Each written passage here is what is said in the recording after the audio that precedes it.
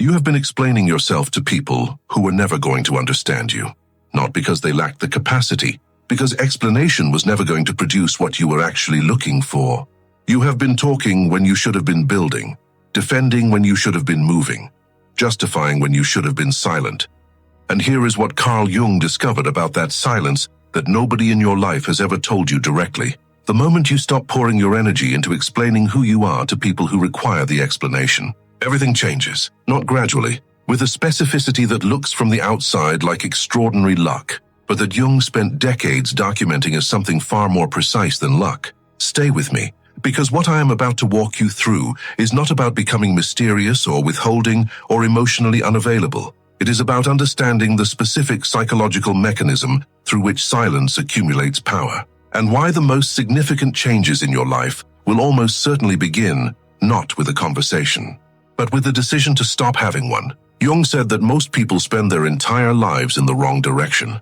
Not wrong in the moral sense, wrong in the directional sense. Outward when the most important territory is inward. Explaining when the most powerful communication is action. Seeking validation when the most significant recognition can only be generated from inside. He identified what he called the collective demand for performance, the specific cultural pressure that operates on every individual who exists within a social group. The pressure to be legible, to present a version of yourself that other people can categorize and understand and relate to and approve of. To speak constantly about who you are, so that the audience can maintain a comfortable relationship with their idea of you. And Jung observed something about this pressure that most people never stop long enough to consider. He said that every unit of energy you direct toward managing other people's perception of you is a unit of energy that is not available for becoming the person their perception is struggling to keep up with. The performance and the development are drawing from the same reservoir, and the reservoir is finite. Here is what silence actually is in psychological terms. Not the absence of words, not the withholding of information as a social strategy, the deliberate reorientation of your energy away from the external world and back toward the interior one. Jung called this the introversion of libido, not introversion in the personality type sense. The deliberate turning inward of the fundamental life force that powers psychological development. When you stop explaining yourself. When you stop managing other people's understanding of your choices and your direction and the specific version of yourself that is currently in progress, the energy that was going into that management does not evaporate. It goes somewhere else. It goes into the development itself, and development that is not being performed for an external audience compounds in ways that development as performance never can, because it is not spending half its energy on the show. Jung documented something about the person who announces their goals versus the person who pursues them in silence. He said that the announcement produces a specific neurological response that is almost identical to the response of actual achievement. The brain registers the social recognition of the declared intention as a form of completion, and in registering it as completion, it reduces the urgency of the actual work. You told everyone about the book you are going to write. You received their interest and their encouragement and their anticipation, and your nervous system registered that response as a version of the reward that was supposed to come from the finished book. So the urgency that would have driven the writing dissipated in the telling. Jung said this is not a character weakness. It is a predictable psychological mechanism, and the person who understands it makes a different choice. They build in silence. Not because secrecy is a virtue, because silence is where the energy of intention stays available for the work itself. But here is where Jung's insight goes somewhere that most people in this conversation never take it.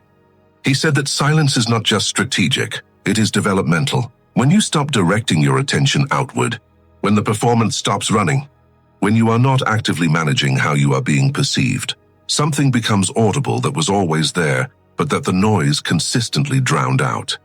Jung called it the voice of the unconscious, the vast interior intelligence that processes the full complexity of your life at a depth the conscious mind cannot access during the constant activity of performance and explanation and social management. It speaks in what he called symbolic language, in intuitions that arrive without explicit reasoning, in the sudden clarity that comes in a quiet moment that had been eluding you through weeks of active thinking, in the specific quality of knowing something without being able to fully account for how you know it.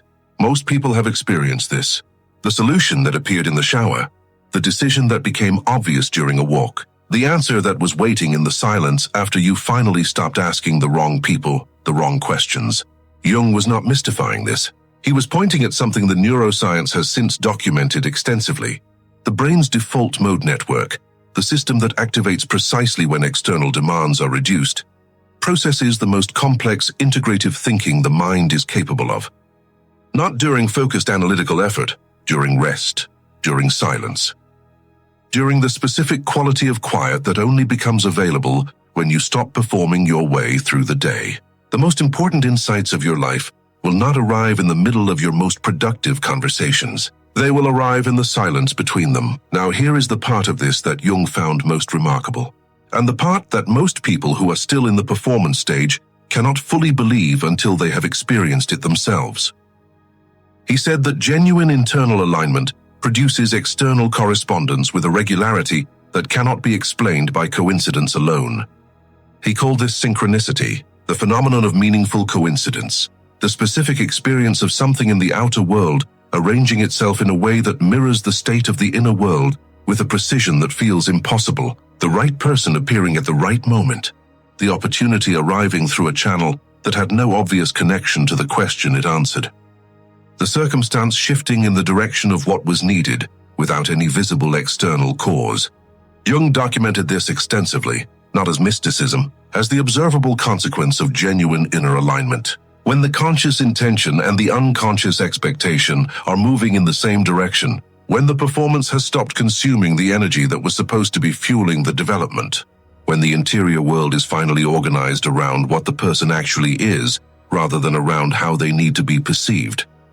The specific quality of attention they bring to every interaction changes. The specific signals they are primed to notice change. The opportunities they recognize as relevant to where they are going change. And from the outside, this looks like things falling into place, like the world rearranging itself in their favor, like extraordinary luck that certain kinds of people seem to consistently have. Jung said it is not luck, it is alignment, the outer world reflecting the order of the inner one, the mirror becoming clear because the person finally stopped adding noise to it. Here is the turn that changes how you understand self-focus, because there is a specific misunderstanding about what Jung was pointing toward when he talked about turning inward.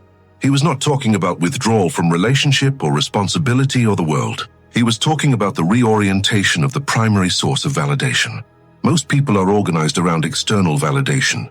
Their sense of whether they are doing well, whether their choices are correct, whether the direction they are moving in is legitimate, comes primarily from outside, from the responses of people around them, from the approval or disapproval of the social environment, from the specific quality of reception they receive when they explain themselves. And Jung said that a life organized around external validation is a life organized around something that will always be insufficient, not because other people are not genuinely caring, but because the thing external validation is being asked to provide has an interior address.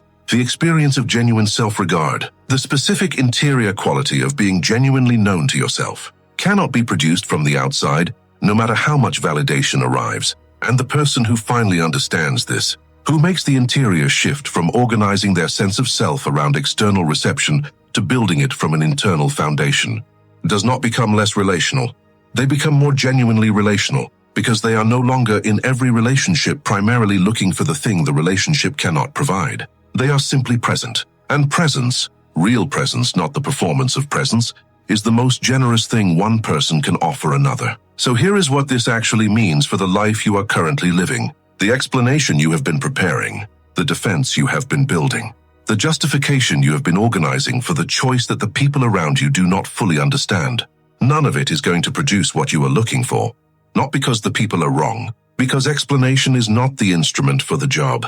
The only thing that will change other people's relationship with your direction is the direction changing, not your account of it, the actual evidence of it, produced not through the energy that went into managing their understanding, but through the energy that was freed when you finally stopped. Jung said the most powerful move available to someone who is genuinely developing is to remove the performance entirely, not to become cold or withholding or strategically silent, to simply stop spending energy on the show and redirect every unit of that energy into the work itself, into the becoming that has been waiting for the resources that performance was consuming, into the interior development that silence finally makes possible, into the genuine self-regard that stops requiring external confirmation because it has been built from something external confirmation was never capable of producing. Jung called the person who has made this shift psychologically sovereign, not because they are disconnected from other people, but because the foundation of their sense of self is no longer dependent on other people's response to their performance of it.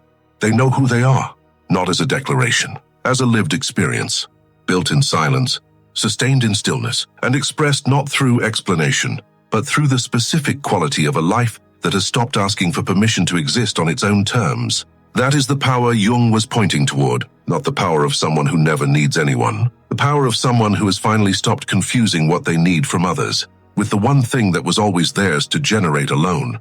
If something in this landed somewhere specific, somewhere that has been waiting for a framework, sit with it before you share it. That sitting is the beginning of what this video was actually about. And when you are ready to share it with someone who has been spending too much energy explaining themselves to people who require the explanation. They need to hear that the silence they have been afraid of is not where they disappear. It is where they finally begin. And subscribe, because what comes next is for the person who is ready to stop performing and start becoming.